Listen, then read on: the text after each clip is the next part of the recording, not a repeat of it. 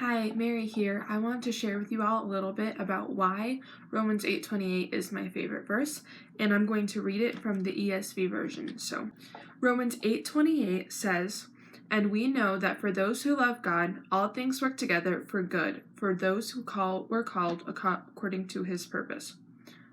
So, in the previous video, I said it the way I memorized it, which was in a different version, and it possibly is not word perfect in any version, just because, I've been raised on, I think it's NIV and NLT, and then now I do ESV.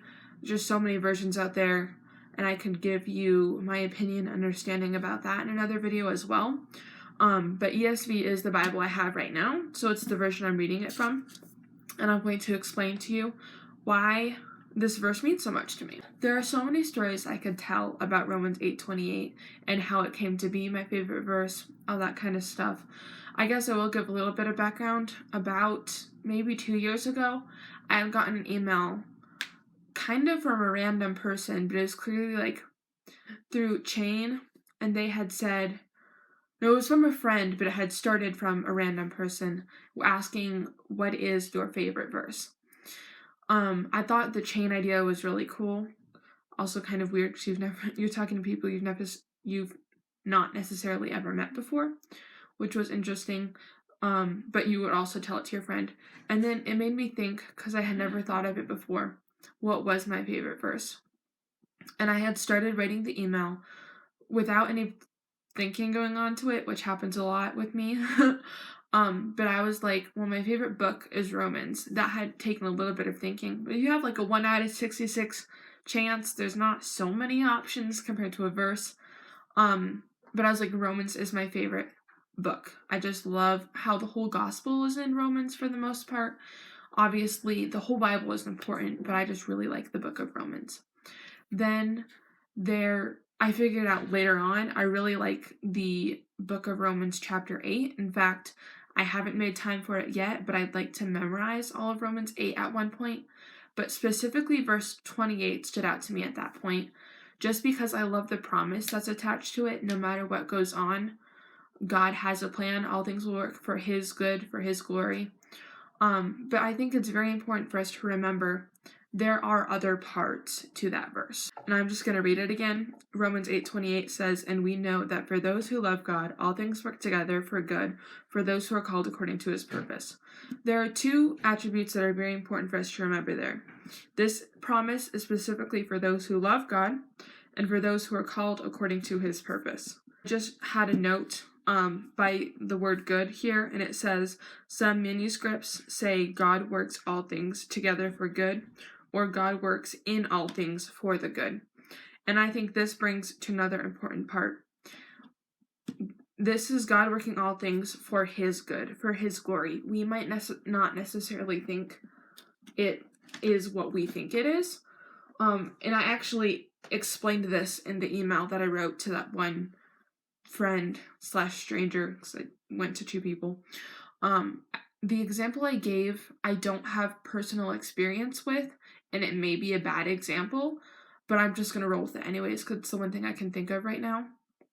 A lot of times people think my life is awful, or there is no God because he can't be doing this when your grandma dies.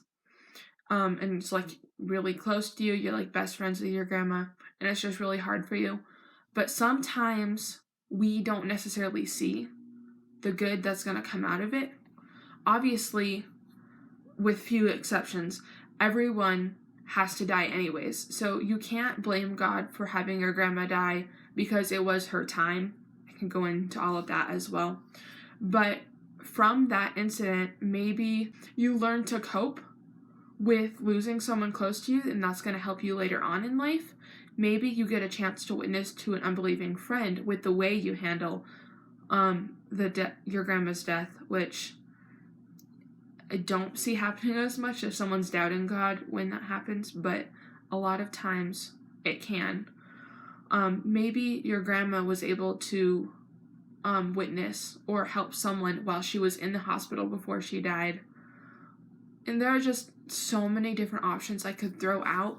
We don't know all of it. There is so much in my life that has gone on that I don't know why God did it. And it wasn't necessarily all bad. In fact, there are so many things I probably didn't even think of for why God had or did what he did. But I know he had a reason for it. He had a purpose and plan in mind. For his good, for his glory. And maybe I'll find out in heaven. That'll be really cool. But even if I never find out, I know God does have it all planned out. He knows what he's doing. There's a problem with this verse, though. Not a problem with the verse, but a problem with the way this world reacts to the verse that I know is going to come up if I don't address it. And I don't have any verses off the top of my head necessarily, except for one, which I'm not sure is the correct one, but I'm just going to explain what I know is going to come up. People are going to say, so God works all things for his good. Did he cause certain bad things that happen in the event? Like I said, there's obviously, he has a purpose and plan in mind that we don't understand. But also, like, when we mess up, when we sin, and we have to suffer the consequences of our mistake, how is that bringing God glory? I think, first of all, that our consequences brings God glory because through the consequences, we learn not to do them again. And we learn to trust him more and know that his plans is what is best for us. I think that definitely is something good that can come out of the consequences that come from our sin, because everyone sins every day. One verse that I am brought to that just pops into my head when someone throws that out to me is 1 Corinthians 10:13 that says, "No temptation has overtaken you that is not common to man. God is faithful, and he will not let you be tempted beyond your ability, but with the temptation he will also provide a way of escape that you may be able to endure it." The problem with me bringing up this verse is some people may think it's not related at all, because this talks about how we can rely on God to get out of temptation so we don't fall into this sin, but this doesn't necessarily apply to how God is working everything to good even in our mess ups. I think the answer I gave at the beginning of this is just really important, just that we don't necessarily understand it all. And then I guess just the one other thing I should mention on this note, when we're talking about bad things happening and us not understanding it, is I go to the beginning of Job. In the beginning of Job, we get a little bit of understanding about the outer realm, depending on what you want to call it, what's not on earth, what we as humans don't see, the spiritual realm, I guess. Satan does wander, because he is real. He wanders around the world, which I think is kind of crazy, because God is omnipresent and Satan is not. But he and his best friends, his demons, his angels, they're not angels, are wandering around looking to make us mess up. But in Job, we learned that everything that happens, Satan had to talk to God about first. He was pretty much complaining to God about, well, Job's perfect because he has an amazing life, and there's no reason for him to doubt you because you've blessed his life so much.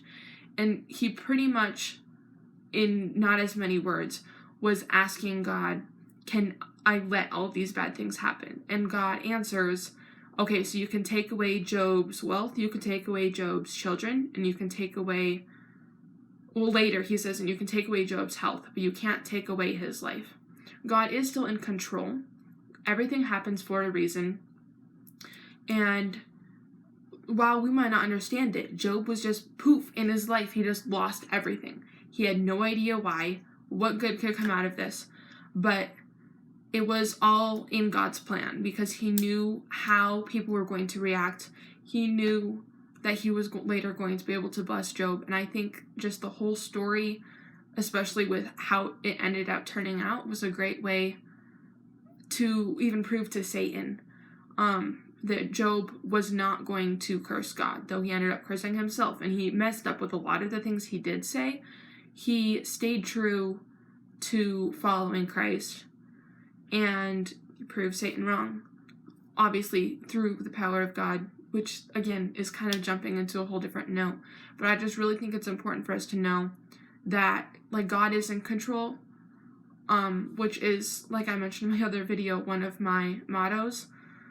My mottos apply to like everything in life almost, I feel.